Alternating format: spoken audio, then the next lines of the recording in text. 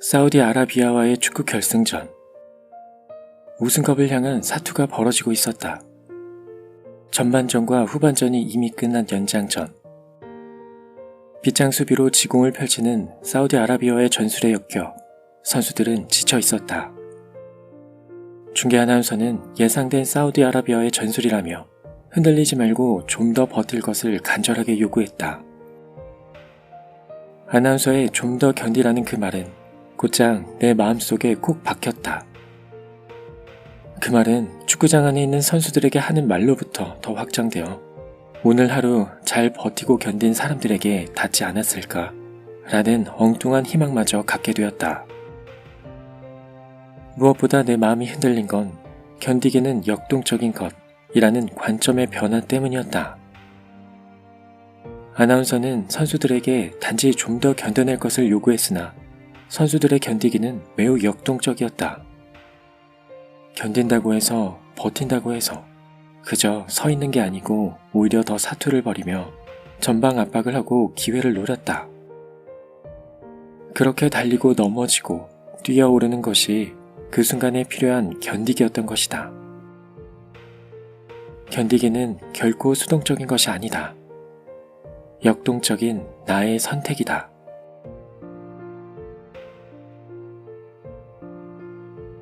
안녕하세요. 책이 빛나는 밤의 기현입니다. 오늘 소개해드릴 책은 스테르담이라는 필명을 쓰시는 송창현 작가님의 견디는 힘이라는 책입니다. 견디다, 버티다. 요즘 많이 쓰이는 말이죠. 시시각각 빠르게 변하는 세상이지만 견디고 버텨 끝까지 살아남는 자가 결국 승리하고 결실을 얻어냅니다. 이 책의 저자는 견디는 것이 수동적이고 정적인 것이 아닌 그 어떤 행위보다 역동적이라고 말합니다. 이 책을 통해 지금 내가 노력하고 있는 것들에 대한 의심을 거두고 더 큰 믿음을 키우는 계기가 되길 바랍니다.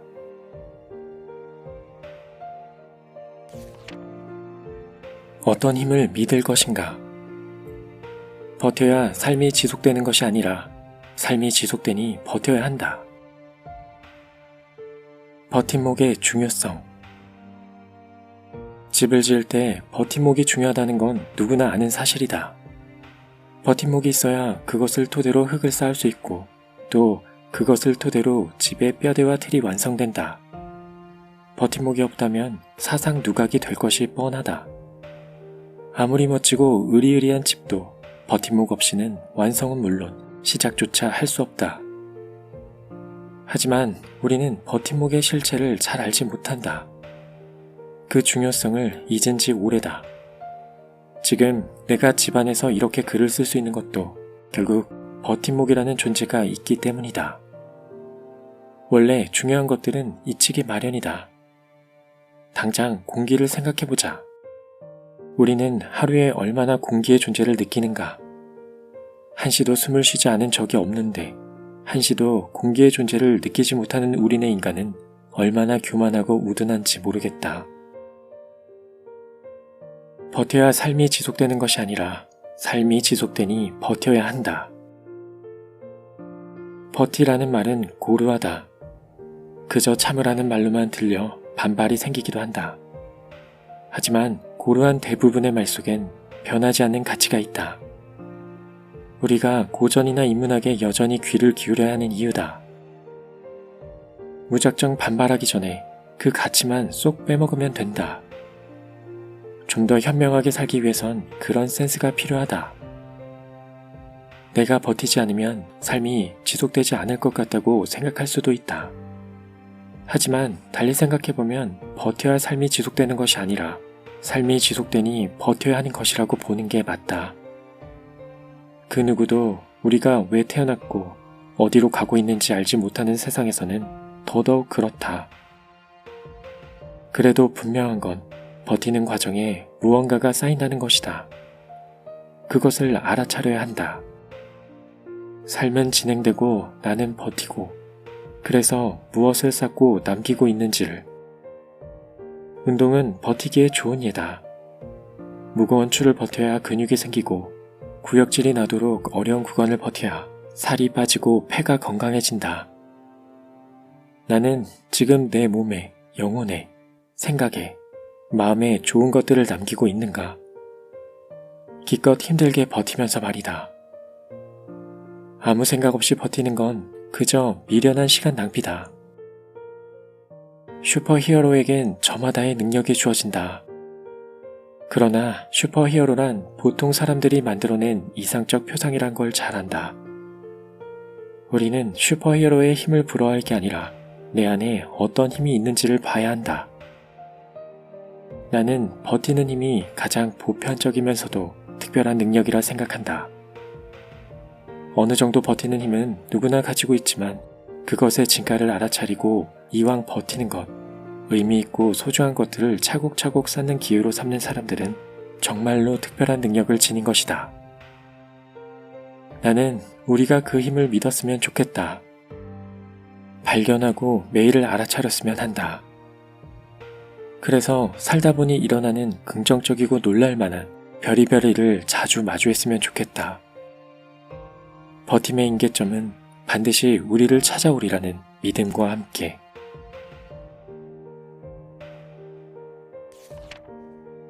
왜 나만 힘들까? 세상의 중심은 나다. 나여야 한다.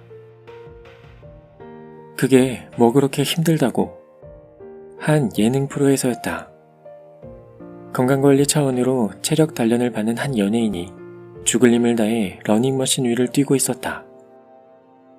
혹독하기로 소문난 트레이너는 옆에서 더를 외치고 있었는데 기진맥진한 그 연예인이 뛴 시간은 5분이 채 안 되었다. 그 광경을 모니터를 통해 보고 있던 패널들은 박장대소했다. 아니, 저거 뛰고 힘들다고 난리인 거야? 손가락질하며 웃고 있는 패널들을 보면서 나는 웃을 수가 없었다. 그게 뭐 그렇게 힘들다고 라고 쉽게 이야기하는 현실에서의 모습들이 떠올라 소스라치게 놀랐기 때문이다. 보통 남의 어려움을 보고 쉽게 내뱉는 말, 우리는 그 말을 쉽게 내뱉고 어렵게 받아들인다. 감정으로의 개입. 우리는 다른 누군가의 감정에 개입할 수 없다. 그 사람이 되어보지 않고는 다른 사람이 느끼는 고통과 기쁨, 갖가지 감정들을 오롯이 알 수 없다. 다만 짐작할 뿐. 다 안다고 하면 그것은 거짓이자 오만이다. 그러니 쉽게 내뱉는다. 근래 들어 밖으로 나가 5분 이상 연속으로 뛰어본 적이 있는가? 어찌되었건 그 모습을 보고 웃은 사람들 대부분은 그런 경험이 적어도 최근에는 없었을 것이다. 요 전날 5분을 연속으로 뛰어 힘든 기억이 있었던 사람이라면 그 프로그램을 보고 남들보다는 덜 웃었을 것이다. 그 상황에 개입하지 못해도 그게 얼마나 힘든 일인지 공감은 할 수 있기에. 반대로 생각하면 누군가 나에게 뭐 그리 힘들다고 란 말을 하면 받아들이기가 쉽지 않다. 내 감정엔 누구도 개입할 수 없기 때문이다. 나를 낳아주신 부모님이라도 마찬가지다. 내가 힘들다고 느낄 때 세상이 가차없이 매정하게 느껴지는 이유다. 내가 어려울 때 아주 가까운 누군가가 위로의 말을 건네도 그것은 그저 말일 뿐. 그 시간을 견뎌내고 이겨내야 하는 건 나 자신이다. 나를 뺀 우주와 나의 무게. 나를 뺀 우주와 나의 무게. 어떤 게 더 무거울 것인가? 이것은 어떠한 공식으로 풀어내는지에 따라 답이 달라질 수 있다. 존재라는 공식을 대입하면 후자가 더 무겁다. 그게 내가 하고 싶은 말이다. 그래서 공식도 원하는 대로 적용했다. 우주를 인식할 내가 없으면 우주도 없는 것이니까. 세상의 중심은 나다. 인싸나 항상 주인공이어야 한다는 나르시시즘을 의미하는 것이 아니다. 세상 모든 일은 나의 관점으로 규정된다는 사실을 아는 것이 중요하단 말을 하고 싶다. 그래서 심리학에는 지각심리와 인지심리가 있다. 우리의 오감을 통해 지각되는 외부 자극, 그리고 지각된 감각을 어떻게 받아들일지 결정하는 인지 과정. 어떤 자극은 우리의 신경세포를 거쳐 각자의 기억과 경험, 판단 근거에 따라 다르게 해석된다. 그에 따라 반응도 달라진다. 햇살이 쨍한 날, 기분이 좋으면 세상이 아름답지만 이별한 사람에게 그 날씨는 곤욕인 것처럼. 그러니 나만 힘들다란 느낌은 당연하다. 다른 누군가가 크게 다친 것보다 내 손톱 아래 가시가 더 큰 일이다. 다른 사람의 인생은 큰 걱정 없어 보이지만 내 인생은 문제투성이다. 다들 잘 먹고 잘 사는데 나만 힘들어하고 있다는 느낌적인 느낌. 띄엄띄엄 맞이하는 다른 사람들의 인생은 재빨리 지나가니 그 안에 문제가 보일 리 없다. 나만 힘들다고 풀썩 주저앉을 필요 없다. 인생은 나만 힘든 게 맞다. 나만이 내 감정에 개입할 수 있으므로. 나는 나를 뺀 우주보다 더 무거운 존재이므로. 더불어 세상의 순리를 볼 때 다른 사람들은 기쁜 일은 함께 적극적으로 나누려 하지만 힘든 일엔 그보단 소극적이라는 걸 항상 상기해야 한다. 인생은 그래서 고독한 것이다. 시인 엘라 휠러 윌콕스의 고독은 야멸차게 이러한 진리를 설파한다. 웃어라, 온 세상이 너와 함께 웃을 것이다. 울어라, 너 혼자 울게 될 것이다. 기뻐하라, 사람들이 너를 찾으리라. 슬퍼하라, 그들은 너를 떠날 것이다. 축제를 열라, 그럼 너의 집은 사람들로 넘쳐나리라. 굶주리라, 세상이 너를 외면할 것이다. 고독은 모든 숨쉬는 존재들의 운명이자 숙명이다. 그리고 어쩌면 세상의 중심이 나라는 방증이다. 그렇게 다시 세상의 중심은 나다. 나여야 한다. 나만 힘든 이유와 그 무게를 받아들이면서.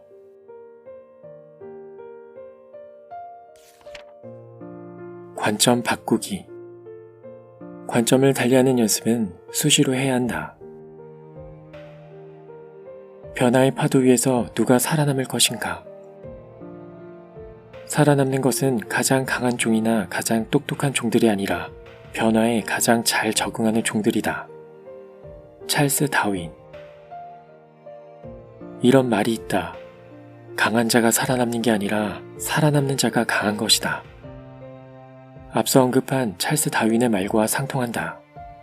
결국 살아남는 자는 강한 것인데 그 강인함은 변화의 파도를 어떻게든 넘어왔다는 이야기가 된다. 요즘 우리네 삶은 정말 빠르고 그 속도 안에는 무수한 변화의 포인트들이 존재한다.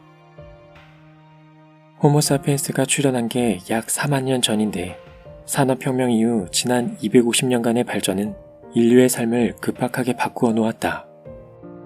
이러한 트렌드를 볼 때 앞으로 20년, 30년 동안의 과학기술 발전과 그 파급 효과는 지난 250년에 준하는 변화를 가져온다는 게 학계의 의견이다.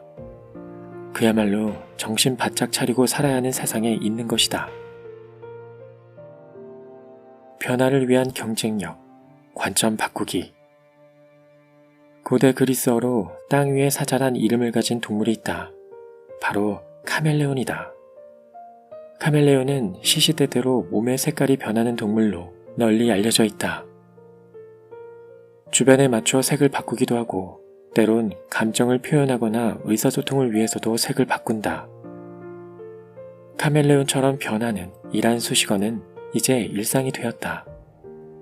그런데 우리는 카멜레온처럼 몸의 색깔을 바꿀 수 없다. 신체 일부를 단기간에 진화론 쪽으로 변화시킬 수도 없다. 결국 우리가 변화에서 살아남을 수 있는 방법은 관점을 바꾸는 것이다. 그리고 이 방법은 우리가 알게 모르게 자연스럽게 택해온 생존의 방식이다. 불과 몇십 년 전만 해도 휴대폰이란 게 없었다. 그런데 이제 남녀노소 모두 그것을 사용한다. 나이 지긋하신 분들도 점점 더 기계 사용에 익숙해지고 이모티콘까지 사용한다. 눈도 침침한 어르신들이 그토록 휴대폰 사용법을 배우려는 이유는 뭘까? 살아남기 위해서다.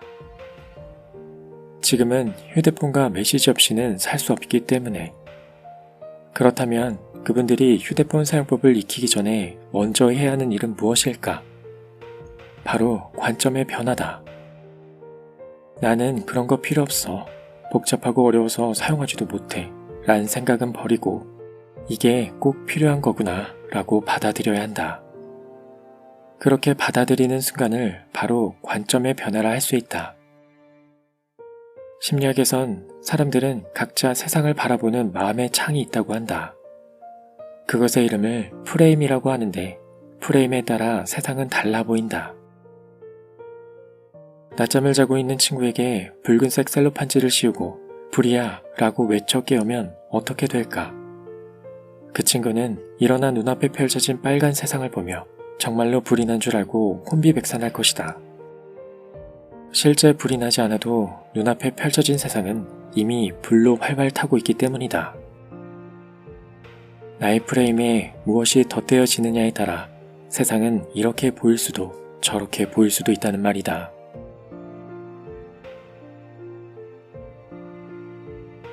오늘 준비한 내용은 여기까지입니다.